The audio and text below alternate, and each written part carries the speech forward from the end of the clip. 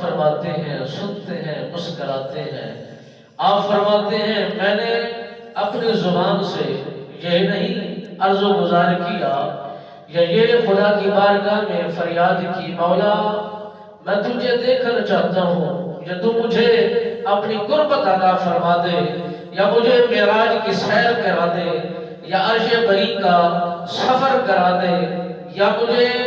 مسجد حرام سے مسجد اقصی میں نبیوں سے ملاقات کرا دے۔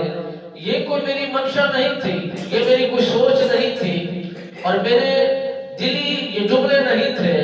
اور میں نے اس طرح کی سوچ و بچار کی ہی نہیں تھی۔ مالک بے نیاز نے فرمایا کہ میں رب ہوں، رب ہو کر اپنے محبوب کو سیر کرا رہا ہوں مسجد حرام سے مسجد اقصی کی طرف اور نبی رحمت فخر موجود